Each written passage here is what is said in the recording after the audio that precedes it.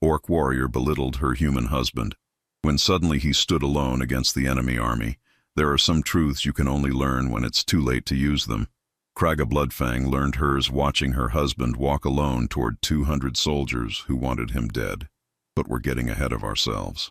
Let's start 15 years earlier, when she still thought she knew what strength looked like. Kraga was the kind of orc warrior that other warriors told stories about. Not the exaggerated tales you hear in taverns after too much ale, but the quiet, matter-of-fact recounting of someone who had watched her cleave through a shield wall like it was made of wet parchment. She stood nearly 7 feet tall, with shoulders that could carry a full-grown deer without breaking stride. Her tusks were decorated with silver rings, one for each battle where she'd been the last orc standing. There were 11 rings. She was 28 years old. The Bloodfang clan had produced legendary warriors for 3 generations, and Kraga wore that legacy like a second skin. She moved through their mountain village with the casual confidence of someone who had never questioned their place in the world. When she spoke in clan meetings, warriors twice her age listened. When she trained the young ones, they pushed themselves until their muscles screamed, desperate for even a grunt of approval. She had everything an orc could want: respect, status, a collection of scars that told a story worth hearing, and a husband she was deeply, privately ashamed of. Edmund Hartwell didn't look like much by any standard, but by orc standards he looked like a mistake. He was human, barely 5'9", maybe 160 pounds if you counted his clothes and the perpetual layer of forge dust that clung to him. Where Kraga's arms were carved from years of swinging war axes, Edmund's were lean and corded from years of careful metalwork. Where she moved like controlled avalanche, he moved like someone trying not to take up too much space. He'd come to the clan 15 years ago as part of a trade delegation. 3 humans, 12 orcs, trying to negotiate mining rights in the disputed borderlands. The negotiations had gone well. The humans had left. Edmund had stayed, not because he was a great warrior or a skilled diplomat or even particularly charming. He'd stayed because Kraga had looked at him one evening by the fire and seen something in his quiet intensity that made her curious. And curiosity had turned to fascination. And fascination had turned into the kind of love that makes you do impractical things, like marrying outside your species. The elders had allowed it. Barely. Elder Naka, deep voice, an ancient female orc who spoke so softly you had to lean in to hear her, yet somehow every word landed like a hammer, had given her blessing in a whisper that carried more weight than any shout. Love that breaks boundaries, she'd said, her voice like wind through stone. Either forges something new or breaks against the old. We shall see which. 15 years later, Kraga was fairly certain she knew which. The problem wasn't that Edmund was human. The Bloodfang clan had learned to accept that, mostly. The problem was that he was weak. Not just by orc standards, by any standards of what a warrior should be. He couldn't lift the training axes. He moved too slowly in combat drills. His punches had all the impact of a strong breeze. During the annual proving, where every adult clan member demonstrated their combat prowess, Edmund's performance was charitable would be kind, embarrassing would be accurate. And Kraga had watched it happen, year after year, her pride curdling into something that tasted like disappointment. She'd fallen in love with his mind, with the way he could look at a broken piece of equipment and see not just what was wrong, but why it was wrong and how to fix it better than before. She'd loved how he listened, really listened, when she talked, asking questions that made her think about her own answers. She'd loved the careful way he moved, like every action was considered, intentional. But 15 years of watching him fail at every warrior trial had worn that love thin. What remained was a brittle habit and a deepening shame that she'd chosen so poorly. The shame manifested in small cruelties, not dramatic ones, just the casual kind that slip out when you've stopped catching them. A heavy sigh when he struggled with something she could lift with one hand. An eye roll during clan meetings when he offered suggestions. That particular tone of voice, the one that sounds patient but carries contempt like a blade, when she explained things to him that she thought he should already know. "Edmund," she'd say, and the way she said his name made it sound like an apology she was making to everyone else. "Perhaps you should focus on the forge work. Leave the warrior talk to those who understand it." He'd nod. Always nodded, went back to his small corner of the smithy where he worked on projects no one else paid attention to. Sharpening tools, repairing armor, maintaining weapons. Useful work, Necessary work, but not glorious. Not the kind of work that earned rings in your tusks or stories by the fire. The worst part, the part Kraga would remember later with the kind of shame that sits in your chest like a stone, was that Edmund never fought back, never raised his voice, never defended himself against the casual mockery that had become background noise in their life together. He'd just look at her with those calm brown eyes, nod slightly, and go back to whatever careful, meticulous, utterly unwarlike thing he was doing. And his silence made her cruelty easier, because if he wasn't going to stand up for himself, why should she? The day everything changed started like any other day, which is usually how the days that destroy your world begin. It was mid-autumn, the kind of morning where your breath mists in the air and the sun hasn't yet burned off the frost that painted everything silver.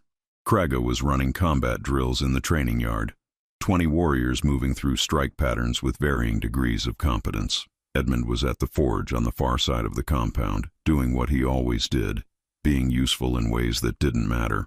Brockmar Ironjaw, Kraga's second-in-command and closest friend since childhood, stood beside her, watching the younger warriors with a critical eye. Brockmar was built like a siege engine, all brutal efficiency and controlled power. He'd saved Kraga's life twice, and she'd saved his 3 times, and that was the kind of math that created unbreakable bonds. Young Thrak is getting sloppy with his overhead guard, Brockmar rumbled, his voice like stones grinding together. I see it. Kraga watched Thrak, barely 18, eager to prove himself, swinging his practice axe with more enthusiasm than technique. He'll learn when someone punches through and breaks his nose. The human way would be to correct him before injury. It wasn't quite a criticism. Brockmar had a talent for observations that lived in the space between statement and judgment. But Kraga knew where he stood on Edmund, had known for 15 years. Brockmar had voted against her marriage, had made his opinion on human weakness clear more times than she could count. The Orc way, Kraga said, her voice carrying the kind of finality that ended conversations, is to learn through consequence.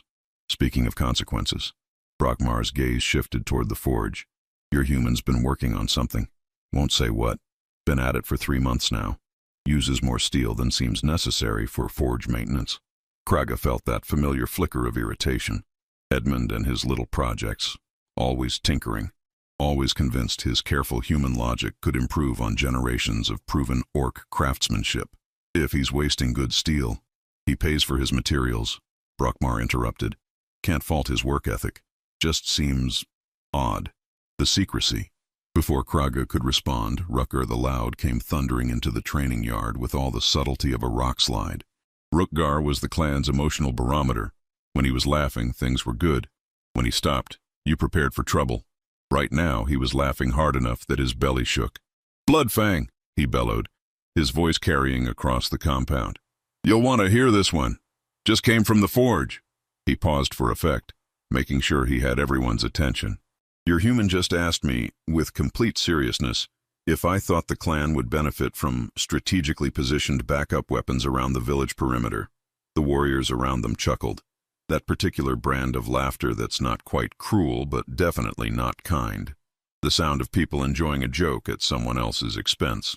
Backup weapons, Rukar continued, warming to his audience.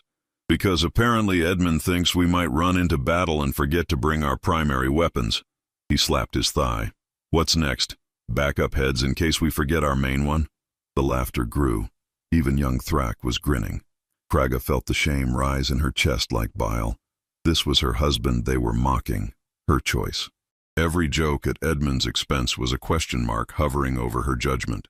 She should have defended him, should have reminded everyone that Edmund's careful preparations had saved lives more than once, should have pointed out that mockery was easy, but maintenance was essential. Instead, she heard herself say, backup weapons, of course. Because the real problem our clan faces is the possibility of warriors charging into battle completely unarmed through sheer forgetfulness. Her tone was light, joking, joining in. The laughter rippled outward, and there, across the compound, she saw Edmund standing at the forge entrance, far enough away that he probably couldn't hear the specific words, but close enough to understand the laughter's target. He looked at her for a long moment, just looked.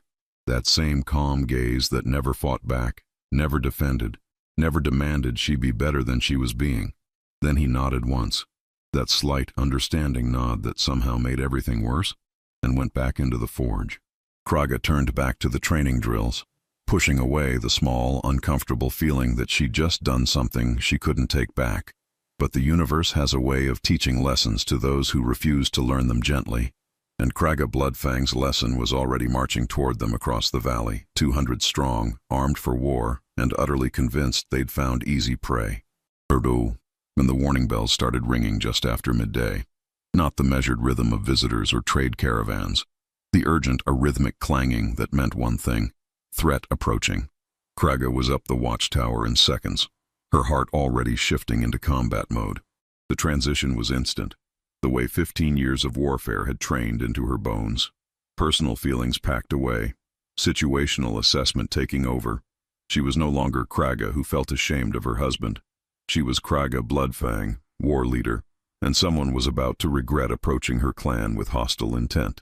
The view from the tower made her tactical mind start calculating trajectories and timing.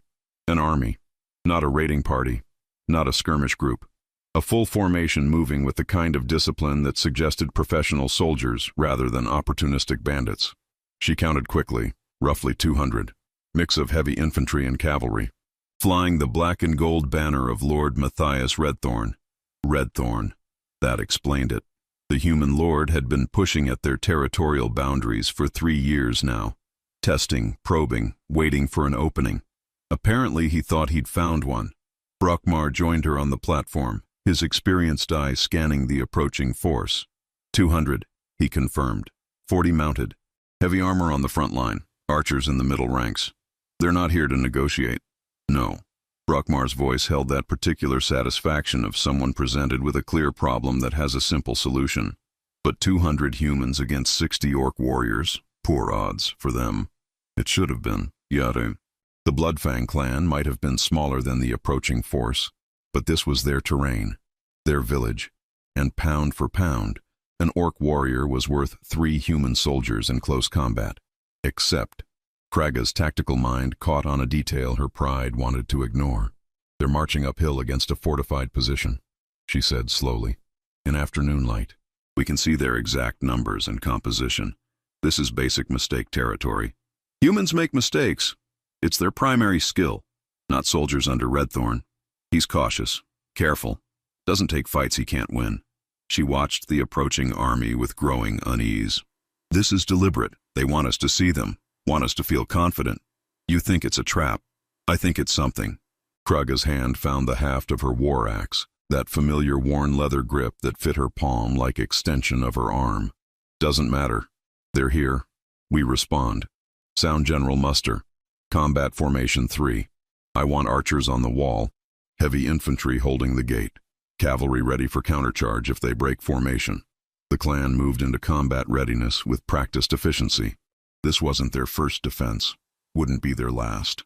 Warriors checked armor straps, tested bowstrings, spoke the small prayers to ancestors that preceded every battle. The familiar ritual, the comfortable routine of preparing to hurt people who meant to hurt you first. Kraga moved through the preparations, checking positions, offering encouragement where needed, making small adjustments to formation. This was what she was built for, what she was good at, what made sense in a way the complicated disappointment of her marriage never had. She found Edmund near the forge, which shouldn't have surprised her. Where else would he be when warriors prepared for battle? But something about his presence there made her irritation spike. Edmund. Her voice had that patient but impatient tone again. You should get to the shelter with the non-combatants. He was cleaning his utility knife, that ridiculous small blade he always carried, barely longer than his hand, worn handle, kept sharp enough to split hairs. A tool, not a weapon, utterly useless for actual combat. I'd prefer to help, he said quietly. Help how exactly? The words came out sharper than intended. We're preparing for battle, not maintaining equipment. I could... Edmund. She stopped him. Couldn't handle this conversation right now. Didn't have space in her combat-focused mind for gentle rejection and the guilt that came with it. Please, just go to the shelter. Let the warriors handle this. He looked at her with those calm eyes, nodded once, started to walk away, then stopped. Kraga. His voice was still quiet, but something in it made her actually look at him. Really look, instead of seeing the Edmund-shaped disappointment she'd gotten used to. Be careful. Something about this doesn't feel right. What doesn't feel right is that you're still standing here. Go. He went, and Kraga turned back to preparations, pushing away the small voice, wondering why his tactical assessment matched her own. The battle started exactly as expected, which should have been the first warning that nothing was going as expected. Redthorn's army made their approach with textbook precision. Shield wall in front, archers behind, cavalry on the flanks. They came to a halt just outside bow range, and a rider came forward under flag of parley. Kraga met him at the gate, flanked by Brockmar and Elder Naka. The rider was young, maybe mid-20s, with the kind of confident bearing that came from never having lost a fight that mattered. Lord Matthias Redthorn offers terms, he announced, his voice carrying across the field. Surrender your territorial claims in the southern valley. Pay tribute of 50 gold pieces per harvest. Submit to jurisdiction of his lordship's law. Counter-offer, Kraga said pleasantly. Your army turns around, marches home, and Lord Redthorn learns that attempting to intimidate orcs with numbers tends to result in substantially fewer numbers. The rider's professional demeanor cracked slightly. You're outnumbered 3-1. Math is difficult, Kraga agreed. Let me help. 3 human soldiers equal 1 orc warrior in close combat. 200 of you versus 60 of us is actually roughly equal odds. Except we're defending fortified position on terrain we know. So actually, we have substantial advantage. Would you like me to continue the lesson, or would you prefer to leave while everyone still has the correct number of limbs? The rider's face went rigid. You have 1 hour to reconsider. He turned and rode back. The army settled into waiting position. Professional, patient, not showing the nervousness that should have been there. That was wrong. All of it was wrong. But Kraga couldn't identify what. The hour passed with that particular slowness of time before violence. Warriors checked equipment again, tested bowstrings again, made jokes that weren't quite funny enough. The normal pre-battle rhythm. Then the enemy drums started. They came forward in perfect formation, disciplined, controlled. And that's when Kraga realized what was wrong. They weren't acting like soldiers facing superior warriors in fortified position. They were acting like soldiers who knew something she didn't. Brockmar, she said quietly. Something's... The world exploded. Not metaphorically. Literally. 3 sections of their defensive wall went up in simultaneous detonation, hurling stone and splinters and screaming warriors in every direction. The sound was so massive it stopped being sound and became pressure, force, a physical thing that slammed into Kraga's chest and made her ears ring. Alchemical explosives. Planted somehow during the night. Triggered remotely. A level of tactical sophistication that should have been impossible. Before the dust even settled, Redthorn's cavalry was through the breaches, not charging wildly, executing precise hammer-strike maneuvers designed to separate defending forces, create chaos, prevent coordinated response. This wasn't a battle. It was an assassination. Carefully planned, perfectly executed, designed to kill as many as possible in the first 30 seconds. And it was working.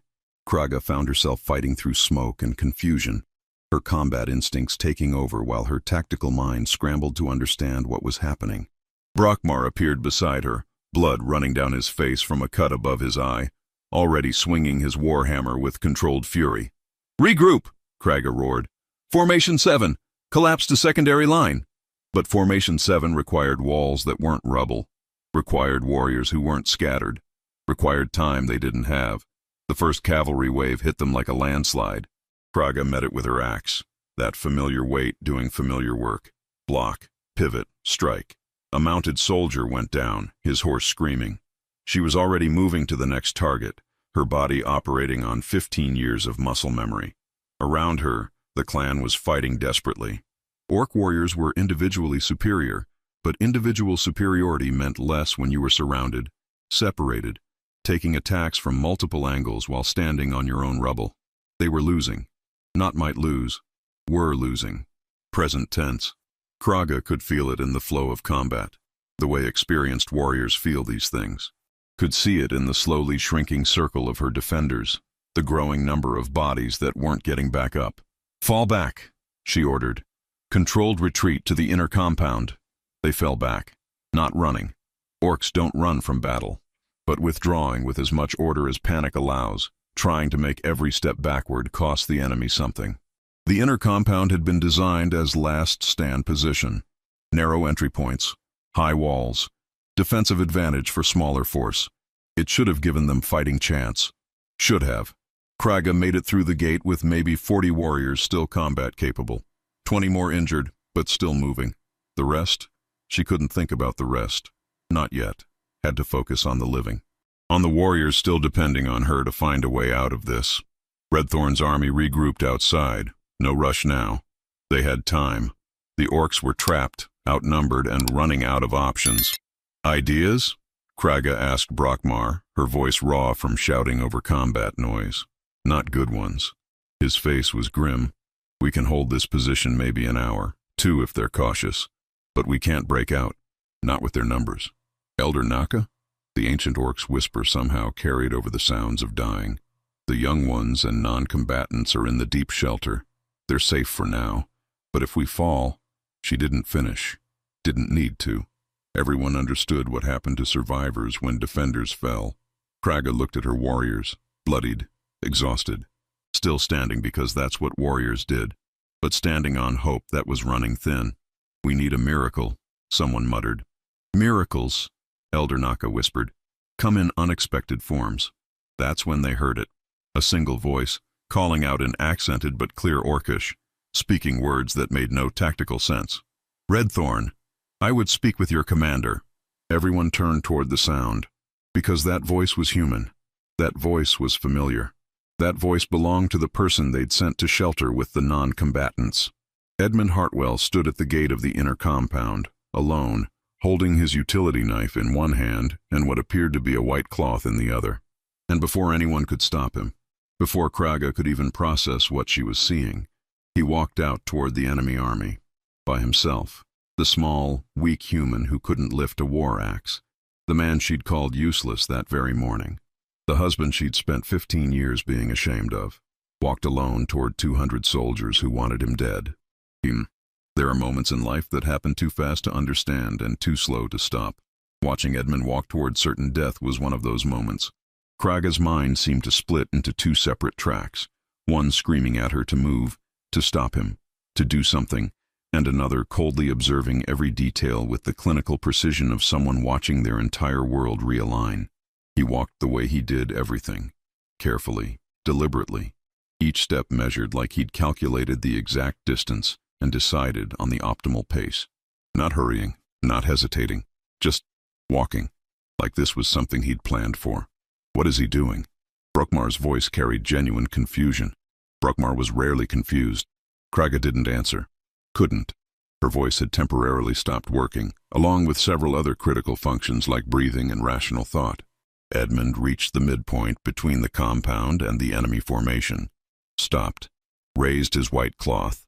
Not a surrender flag, Kraga realized, but a parley request. His voice carried back, still speaking formal Orcish, with that careful human accent. I am Edmund Hartwell, husband to Kraga Bloodfang, member of this clan. I request terms of honorable parley with Lord Redthorn's commander. For a long moment, nothing happened. Then a figure emerged from the enemy ranks. Tall human in elaborate armor, a black plume on his helmet, moving with the controlled confidence of someone used to commanding. Lord Redthorn himself, apparently. He walked forward until he stood maybe 10 feet from Edmund. Close enough to talk. Close enough to kill, if this went badly. You're asking for terms? Redthorn's voice was cultured, educated, carrying that particular aristocratic accent that made every word sound like he was doing you a favor by speaking to you. You're besieged, outnumbered, broken. What terms could you possibly offer? I'm not offering terms. Edmund's voice was steady. I'm explaining consequences. To be clear, you can kill us all. You probably will. But I need you to understand what happens after. Redthorn actually laughed. After we've killed you all? I'm curious. What consequences? The Bloodfang clan has alliances with 3 other mountain clans, the Stonefist, the Ironhide, and the Skullcrusher. Approximately 300 warriors total. When they learn you slaughtered their allies, with explosives, violating basic rules of honorable warfare, they'll come for you. Not immediately, Orcs are patient when it comes to vengeance. They'll wait until winter, when your supply lines are stretched, when your soldiers are thinking about warm hearths instead of cold mountains. And they'll come in the night, methodically, and they'll burn everything you've built. Kraga felt her jaw drop slightly. That was accurate tactical assessment. Edmund had apparently been paying attention to clan politics and alliance structures that she'd assumed he was too non-warrior to understand. Redthorn's amusement faded slightly. You're threatening me? In your position? I'm not threatening. I'm explaining. But there's alternative. Edmund shifted his weight slightly, and Kraga saw his hand move to his belt. Not aggressive, just reaching for something. You didn't come here for genocide. You came for territory, for mining rights in the Southern Valley, because you've heard reports of silver deposits, substantial ones. How did he know that? Kraga hadn't known that. Had thought this was about pride and borders, not economics. Redthorn went very still. Continue. I can show you where the silver is. Mapped the veins myself over the past 3 years. Know exactly where to dig, how deep, what type of extraction will yield optimal results without causing tunnel collapse. Edmund pulled a folded paper from his belt. These are preliminary survey notes. Consider them good faith demonstration of my knowledge. He tossed the paper forward. It landed at Redthorn's feet. The Lord picked it up, studied it for a long moment, his expression shifting from skepticism to surprised interest. These are detailed. I'm thorough. Edmund's voice held absolutely no pride, just statement of fact. I can provide complete survey maps. Show you 16 separate veins worth mining. Some are on disputed territory.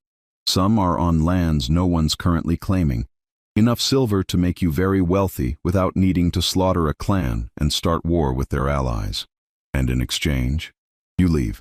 Now, take your army, march home, and tomorrow I'll bring you the full survey maps. We'll negotiate fair mining agreements that don't require anyone else to die today. Redthorn studied Edmund with new interest. Not looking at weak human anymore. Looking at someone who just offered solution to expensive problem.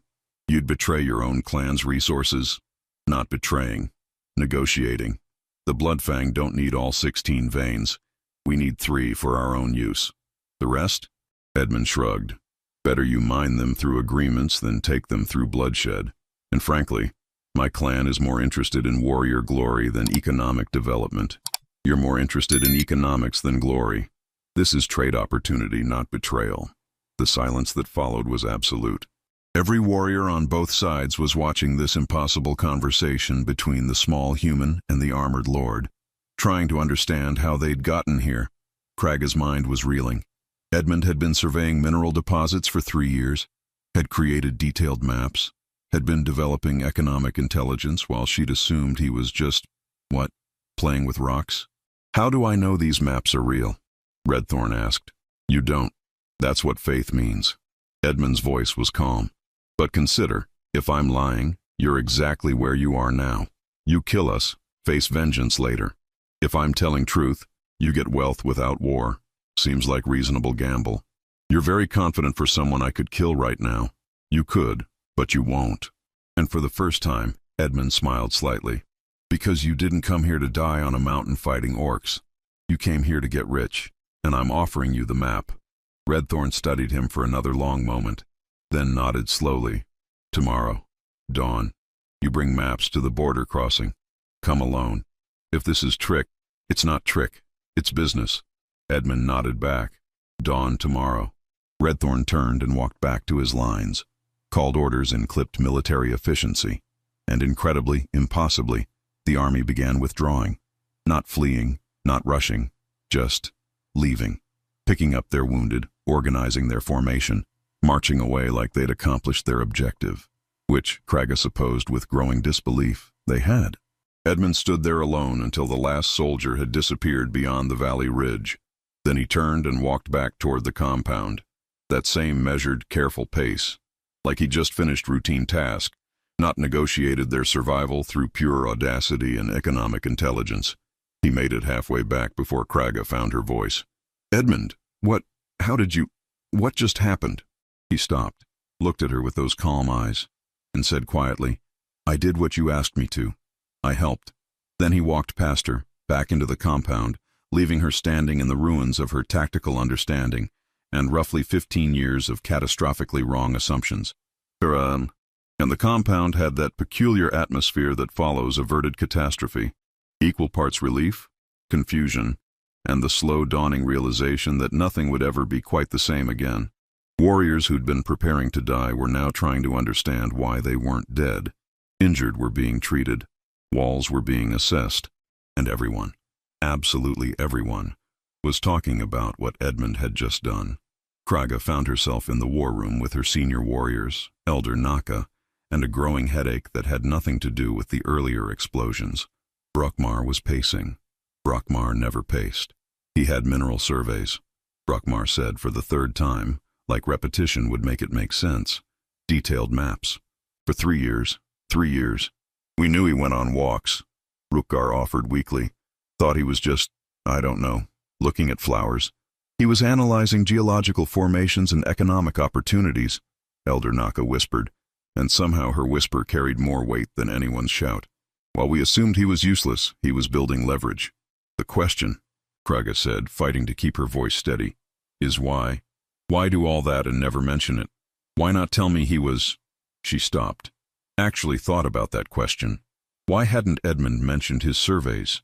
The answer arrived with uncomfortable clarity, because she never asked. Because she'd made it clear his contributions weren't valued. Because in 15 years of marriage she'd never once treated him like someone who might have strategic intelligence worth hearing. She'd assigned him a role, weak human, unsuited for warrior tasks, and he'd accepted it, quietly, while apparently developing entirely separate skill sets she'd never bothered to investigate. Where is he now? She asked. Forge, Brokmar answered. Where else? Agnes is checking him for injuries, though I don't think Redthorn even got close enough to threaten him. Kraga found Edmund exactly where Brokmar said. Agnes the healer, small, gray-haired, with hands that looked fragile but had set more broken bones than anyone could count, was examining a scrape on Edmund's arm with intense concentration. Barely a scratch, Agnes was saying. You're very lucky, Edmund. Luck had less to do with it than you might think. Edmund's voice was gentle. It was always gentle. How had Kraga never noticed that gentleness might be choice rather than weakness? Agnes patted his shoulder and glanced at Kraga. Something in her expression, not quite judgment but definitely assessment, made Kraga feel about 3 inches tall. He's fine. Physically. You two should talk. She gathered her supplies and left, moving with deliberate slowness that suggested she wanted them to be alone. Silence filled the forge. Not comfortable silence. The kind where both people are thinking things they're not sure how to say. Kraga tried several opening lines in her head. Settled on, you had mineral surveys. Yes. For 3 years. Yes. Why didn't you tell me? Edmund looked at her. Really looked. And Kraga saw something in his eyes that made her stomach twist. Not anger. Anger would have been easier. This was something quieter. Sadder. The look of someone who'd tried to be seen for a long time, and had eventually accepted they wouldn't be. I tried, he said softly. 7 months ago I mentioned I'd found interesting deposits in the Southern Valley. You said, and I'm quoting, "That's nice, dear. Leave the strategic thinking to warriors." 9 months before that, I brought clan meeting proposal for economic development agreements with human settlements. You didn't read it, said you were too busy with important matters. Year before that, I get it. Kraga's voice came out harsher than intended. I didn't listen, but you still could have what? Insisted. Demanded you take me seriously. His voice never rose, still gentle, but there was steel underneath now. Kraga, you're a great warrior, perhaps the best I've ever seen. You've saved this clan more times than anyone can count. But you divided the world into warriors and non-warriors, and anything in the non-warrior column didn't matter, including me. That's not, but it was, and they both knew it. Edmund continued, carefully organizing the tools he'd been cleaning. Always organizing, always maintaining. I'm not a warrior, can't be. My body doesn't work that way. Tried for the first 5 years, really tried. But I'm built for precision, not power. For strategy, not strength. For long-term planning, not immediate combat. Took me a long time to accept that. Longer to understand that those skills still have value, even if your culture doesn't celebrate them. You walked out to face an army alone. That's courage any warrior would... That wasn't courage. That was desperation in math. He finally looked at her directly. I've spent 3 years preparing for possibility of exactly this scenario. Knew eventually someone would come for our territory. Knew we'd be outnumbered. Knew that fighting wasn't our best option.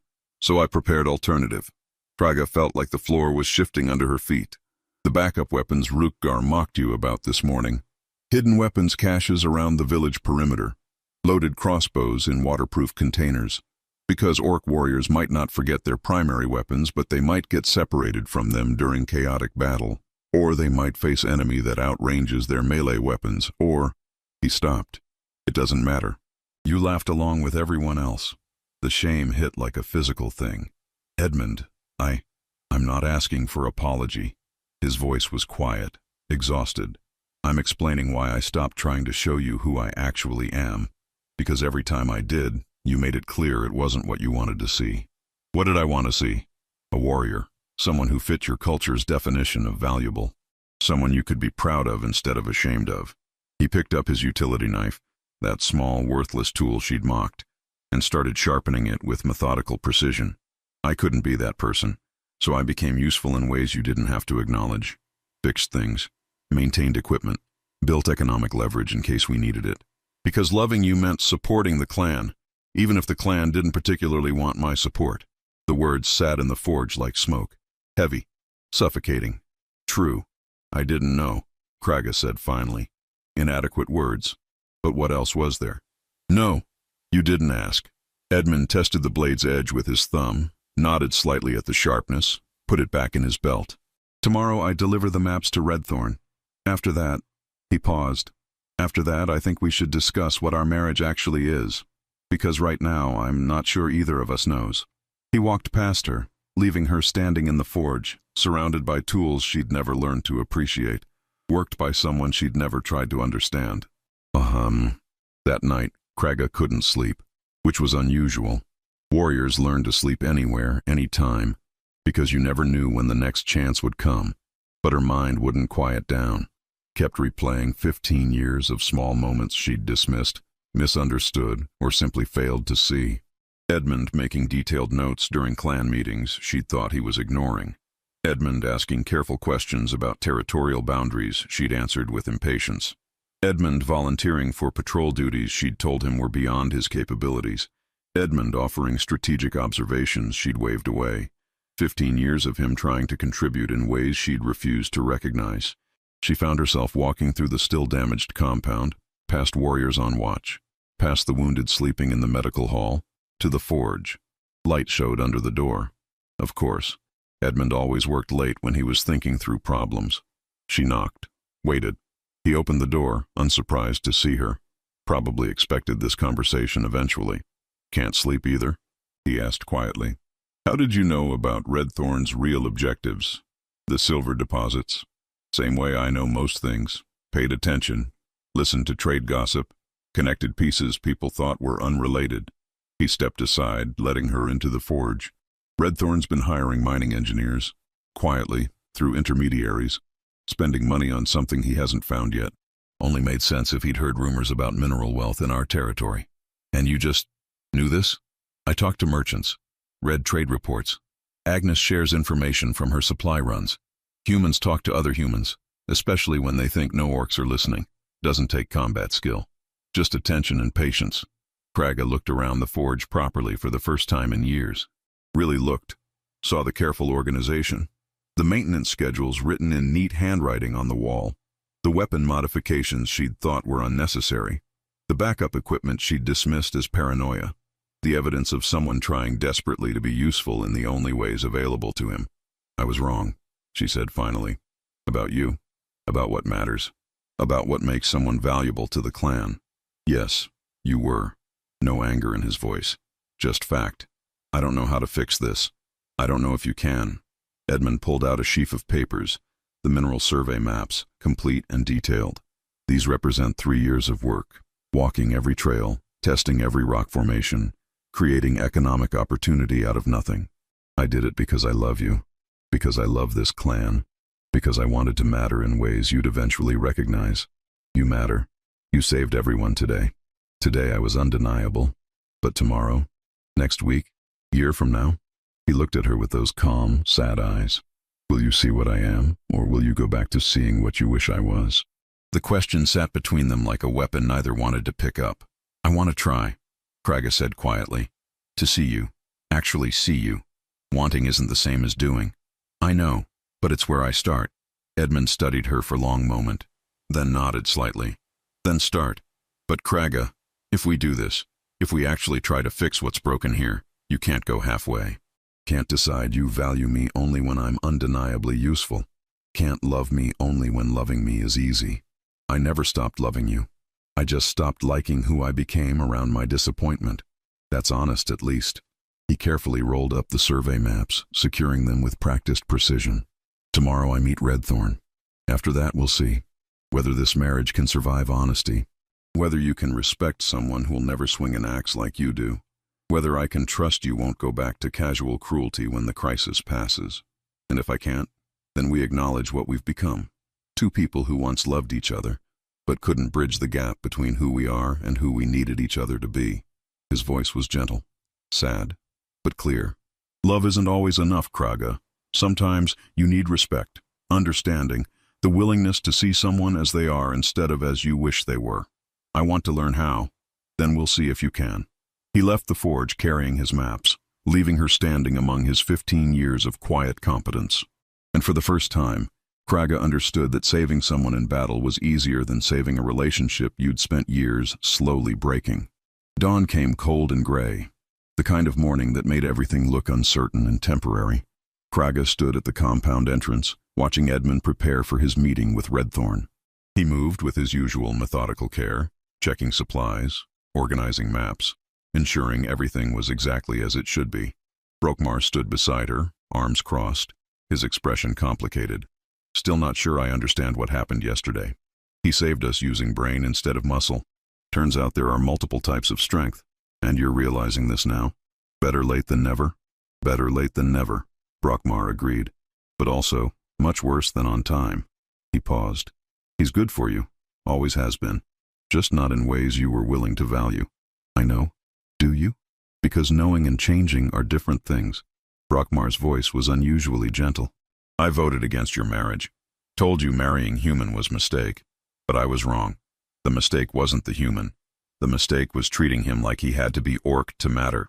Edmund finished his preparations and walked toward them. Stopped in front of Kraga. For a moment neither spoke.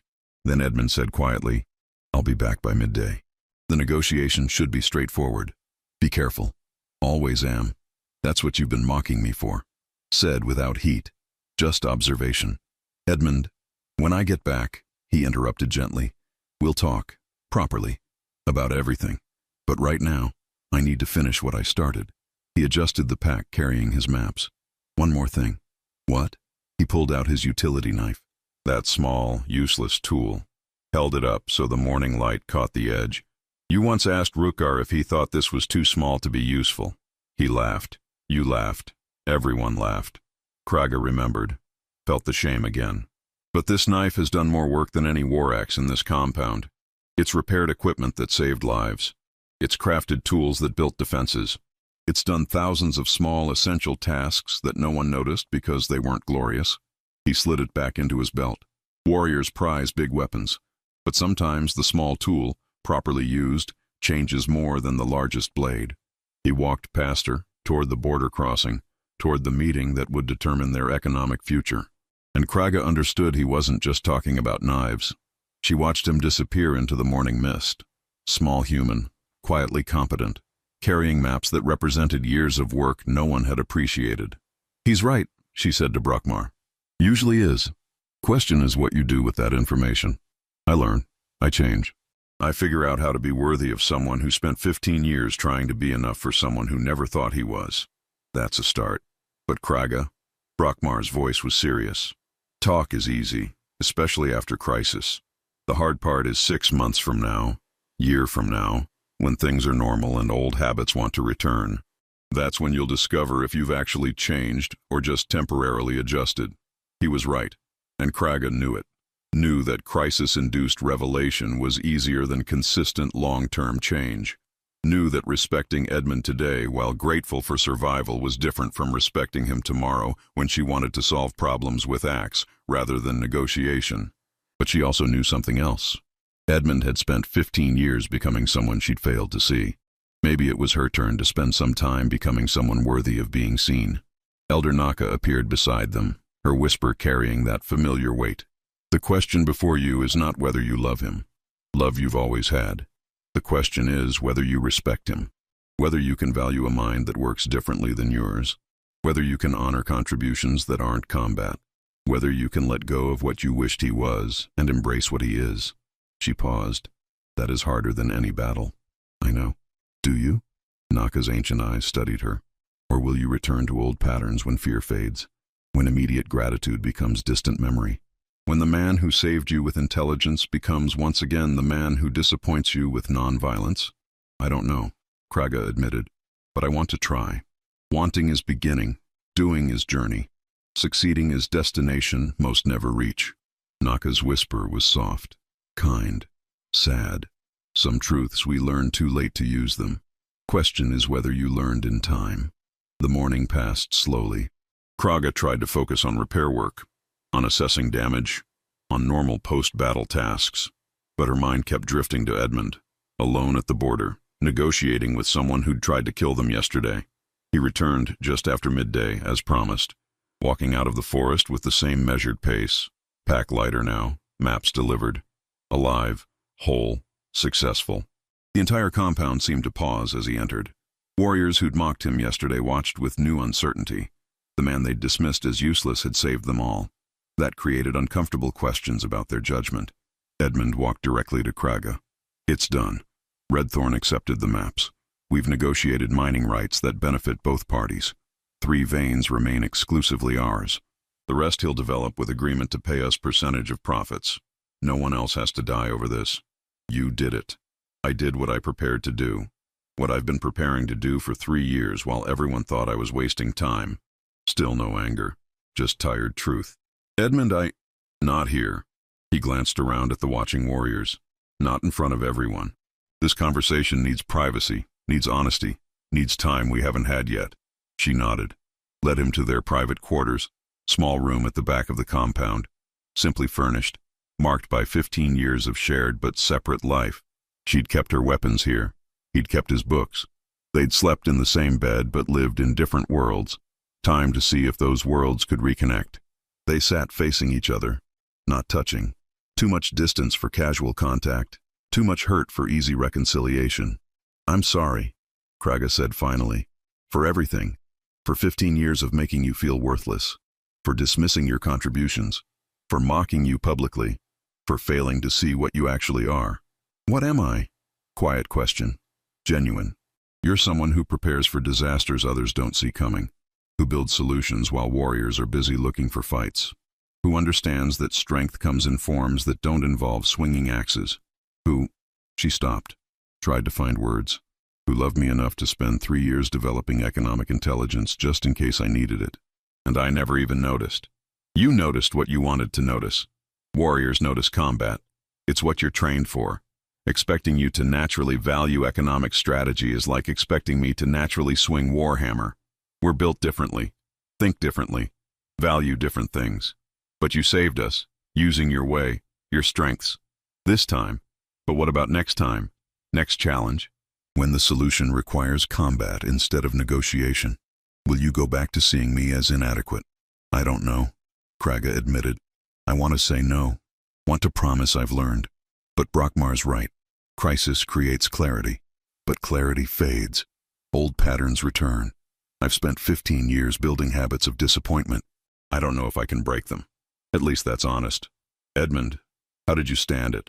15 years of being treated like you weren't enough. How did you not leave? He was quiet for a long moment. When he spoke, his voice was soft. Because underneath the disappointment, I could still see who you were when we met. That fierce, confident warrior who looked at human merchant and saw person instead of inferior species, who asked questions about my world with genuine curiosity, who laughed at my jokes even when they weren't funny, who made me feel, for first time in my life, like I'd found home. He smiled sadly. I kept hoping that person would come back. that you'd remember why you chose me, that eventually you'd see me again. And did you? See me? I saw you become everything your clan needed you to be. Protector, war leader, symbol of strength. But I also saw you lose pieces of yourself along the way. The curiosity, the openness, the willingness to value things outside warrior code. He met her eyes. You became great leader, but you stopped being the person I married. The truth of that hurt worse than any blade. Can we find our way back? Kraga asked. Or is it too late? I don't know. But if we try, it requires real change. Not temporary adjustment. Not crisis-inspired promises. Real, consistent, difficult change from both of us. What do you need from me? Respect. Not love. We've always had love. But actual respect for who I am and what I contribute. Recognition that my strengths matter even when they're not combat strengths. Willingness to ask for my input instead of dismissing it. Patience with my limitations instead of contempt for them. He paused. And most of all, stop mocking me publicly. Stop making jokes at my expense. Stop treating me like embarrassment you have to tolerate. I can do that. I will do that. You say that now. But 6 months from now, when I fail at something physical, when warriors are laughing at human weakness, when standing up for me means choosing me over clan approval, then I choose you. Kraga said it firmly. Meant it. I choose you. Because you chose me every day for 15 years, even when I gave you nothing but disappointment and casual cruelty. I owe you more than pretty words after crisis. I owe you actual change. Edmund studied her for a long moment. Some emotion moving across his face she couldn't quite read. Hope, maybe. Or fear of hope. And I need to change too, he said quietly. I've been passive, accepted mockery without defending myself. Let you treat me poorly because I was afraid confrontation would end us. But that's not healthy either. If we do this, if we actually fix our marriage, I need to be willing to fight for it. Not with violence, but with words, with boundaries, with willingness to say this isn't acceptable instead of just enduring. I want you to fight. Want you to tell me when I'm wrong. Want us to be partners who challenge each other instead of warrior and whatever I've been treating you as. Disappointment. You've been treating me as disappointment. Not anymore. Kraga reached out slowly, giving him chance to pull away. He didn't. She took his hand, small and precise compared to her large and scarred one. 15 years of marriage, and she couldn't remember the last time they'd held hands. I see you, Edmund. Finally. Actually see you. And I'm sorry it took almost losing you to make me look. He squeezed her hand gently. Some lessons arrive late. Question is what we do with them. The weeks that followed were harder than the battle. Changing yourself is always harder than fighting external enemies. At least external enemies are clear. Internal ones hide in habits and assumptions and comfortable patterns. Kraga found herself catching old thoughts mid-formation. The eye roll she almost made when Edmund struggled with something physical. The dismissive comment she nearly spoke when he offered strategic advice. The casual mockery that wanted to slip out when warriors made jokes. Each time she stopped, bit back the words, chose different response. Edmund, what do you think about this tactical situation? Can you show me how you assessed those mineral deposits? That's actually a clever approach I hadn't considered. Small words. But they carried weight, because every time she said them, she was choosing new pattern over old one, choosing respect over disappointment. The clan noticed. How could they not? Warriors who'd joined her casual mockery now found themselves facing her protection of Edmund instead. It created confusion, some adjustment, some resentment. Rukar approached her one evening, looking uncomfortable. Bloodfang, about the jokes, about the human. I didn't mean... Yes, you did. So did I. We all did. Kraga kept her voice level. But he saved us. Used intelligence we dismissed. Prepared for contingencies we never considered. Maybe worth reconsidering what we find funny. He's still weak, though. Physically. Can't fight like warrior. No. He fights like Edmund. Uses different weapons. Different strategies. Different strengths. She met Rukar's eyes. The question is whether we're smart enough to value multiple types of strength or whether we're going to keep repeating mistake of only respecting one kind. Rukar was quiet for a moment, then nodded slowly. Fair. I'll think about that. It wasn't dramatic change. Wasn't instant transformation. But it was start. Brokmar pulled her aside few days later. You're different with him. I'm trying to be better. It shows. But Kraga, this is easy part. Right now everyone's grateful for survival. impressed by what he did. Wait until normalcy returns, until crisis fades and he's just Edmund again, doing quiet work that doesn't look impressive. That's when real test comes. I know. Do you? Because I've known you since we were children. Seen you face armies without flinching, but sustain change? That requires different kind of courage. Kind that doesn't end. Kind that happens in small moments when no one's watching. He was right, and Craig knew it. The grand gesture was easy. The daily choice to be better was hard. Edmund, for his part, was changing too. Speaking up more in meetings. Offering opinions without apology. Setting boundaries when warriors crossed lines. It wasn't dramatic, wasn't aggressive. Just quiet assertion that he had value and deserved respect. One evening she found him in the forge, working on new project. Some kind of improved crossbow mechanism. She watched him work for a while, those precise, careful movements that were so essentially Edmund. "Can I help?" she asked.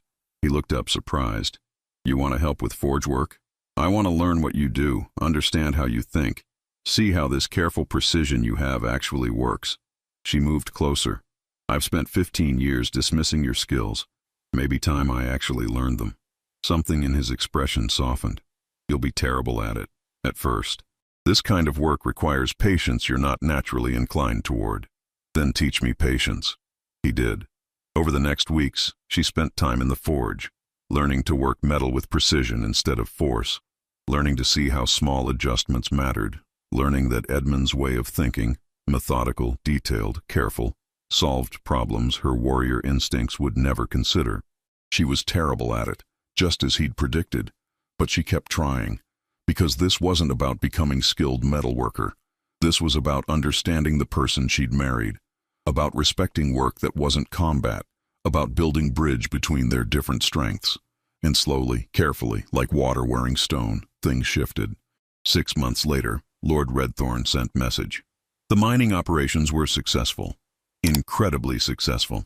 Edmund's surveys had been more accurate than any of Redthorn's own engineers could have managed. The agreed percentage of profits was substantial enough to fund repairs, improvements, and significant clan development. The clan council met to discuss how to use the unexpected wealth. Praga led the meeting, as always. But this time, she turned to Edmund. "You negotiated these terms. You created this opportunity. How do you think we should use it?" Every warrior in the room noticed. Edmund being asked for strategic input. In public, as equal contributor. Edmund considered carefully. Infrastructure. Better defenses. Not just walls, but early warning systems. Supply storage for longer sieges. Medical facilities. Economic diversification so we're not dependent solely on warrior contracts. He paused. And education. Teaching younger generation that there are multiple paths to value. Combat skills, yes, but also negotiation, economics, engineering. Prepare them for a world that's changing. There was silence. Then Elder Naka's whisper. Wisdom speaks in unexpected voices. Those who listen learn. Those who dismiss remain ignorant. The council voted to implement Edmund's suggestions. Not unanimously. Change is never unanimous. But majority supported it. Because they'd seen the results of his approach. Because dismissing him now would require willful blindness. After the meeting, Brockmar pulled Kraga aside. "You've actually done it, changed, not just crisis response, but sustained shift in how you treat him. Still working on it. Still catch myself falling into old patterns, but yes, I'm trying. It shows. He's different too, more confident, more willing to claim space. You're both better versions of yourselves. We're trying to be." Kraga smiled slightly. "Turns out saving relationship is harder than saving lives in battle, but also more important. That's growth, real growth. I'm proud of you." That evening, Kraga found Edmund on the compound wall, looking out over the valley. Their valley now, secured not through bloodshed but through negotiation. She joined him, standing close enough that their shoulders almost touched. "Thank you," she said quietly. "For what? For not giving up. On me. On us. For staying through 15 years of being treated poorly. For still being willing to try when I finally figured out what I'd been doing wrong. I didn't stay because I'm patient. I stayed because I love you. Even when loving you hurt. I know. And I'm sorry it hurt for so long. I know." He leaned slightly against her. That small gesture of trust and affection. "We're better now. Not perfect. Still learning. Still adjusting. But better. Yes, better." She put her arm around him. carefully, because he was still small and she was still large and she'd learned to be gentle. I see you now, the real you, the strong, brilliant, careful person who's been there all along. I'm sorry I was blind for so long. Blindness isn't permanent, unless you choose it. You chose to see instead. That matters. They stood together, watching the sun set over their territory. A warrior and a strategist, an orc and a human.